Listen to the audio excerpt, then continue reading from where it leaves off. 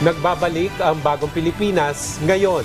Update sa nationwide implementation ng Pambansang Pabahay para sa Pilipino program. Ating aalamin kasama si Department of Human Settlements and Urban Development Assistant Secretary Marilois Tikman Canson. Asik, magandang tanghali po. Magandang tanghali, Asik Joey and Director Cherry. At maraming salamat sa pag-imbita sa amin dito para i-explain din namin at mabigyan kayo ng update sa mga nangyayari sa 4PH flagship program. Sige po, ayan po, nabanggit natin updates. Ano na po yung status ng mga 4PH projects sa buong bansa? Sa buong bansa, okay. Start tayo dun sa mga na-turnover na natin na unit sa ating mga kababayan. No? So umabot na po ng 840 yung official na na-turnover. Ito po ay sa Asenso U-Home Residences sa Bacolod City. Meron din tayo sa Palayan City at Peoplesville sa Davao City. Meron din tayo sa Nueva Ecija, Manila City, yung Tondo Housing Deca Homes, and again, no, yung sa Bacolod at yung sa Davao. So ito officially na turnover na, mga nakatira na po sila dito. Asik, ano-ano naman po yung mga makikita doon po sa 4PH projects? Ano po ba ang mga amenities doon? Yes. Alam niyo po, matutuwa tayo kasi ito pong housing, no, yung vertical housing or mas kilala natin bilang isang condo. Yan.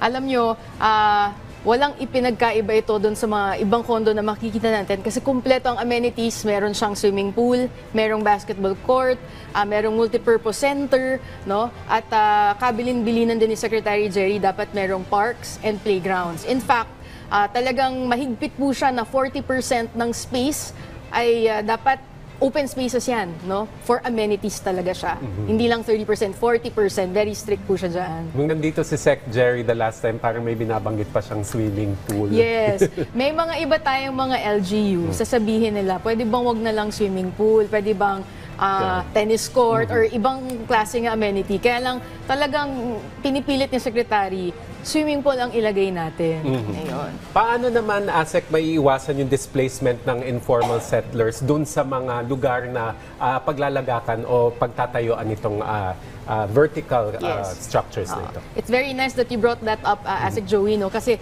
yan yung kadalasang unang pangamba ng ating mga ISF families pagdating po dito sa mga areas na nais nating ayusin. So, kailangan mabigyan natin ng emphasis na wala hong displacement. So, paano po ito gagawin? Nagkaroon po tayo ng staging area. No? Merong fixed, meron namang mobile. No? Nakakatuwa kasi mobile staging area, hindi mo kailangan na magpagawa ng, ito kasi yung mga container vans. So, ito mga container vans, ano siya, ilalagay namin siya sa truck. So, anywhere in the Philippines, pwedeng dalhin yon. At, kumbaga, pwedeng magamit, no? Mapapabilis namin yung pagpapalipat ng mga ISF.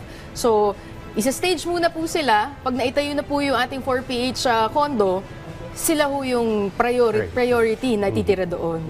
Asik, sino naman po yung mga pwedeng mag-apply dun po sa 4PH o sino rin po yung mga eligible para po makasama? Makasali. Okay. Number 1 po, kailangan ay pag-ibig member ka. Kung hindi ka pa man pag-ibig member, maaari kang mag-apply at bayaran mo na yung 2 years na initial membership. Pwede ka na nun. At yun lang din, syempre, kailangan din ikaw ay may trabaho or may pinagkakakitaan. No? May sariling negosyo or ikaw ay kung tricycle driver ka, pwede rin. At isa pa rin, syempre, binibigyang prioridad yung talagang wala pang tirahan. So, kailangan, wala ka pang record na ikaw ay owner ng bahay at lupa at hindi ka pa naging awardee or beneficiary ng any socialized housing in the past.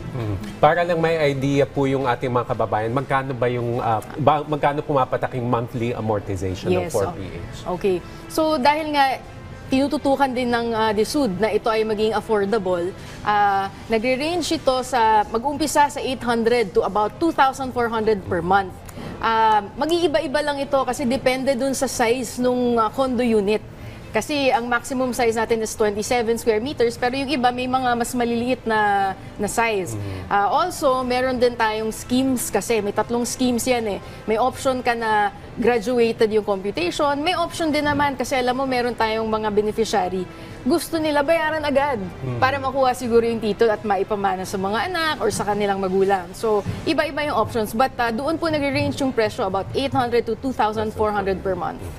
Pagdating naman po dun sa maintenance ng 4PH projects, may dagdag bayad po ba ito? Magkakaroon po ng dagdag bayad pero itutuck in na rin siya doon sa monthly na babayaran.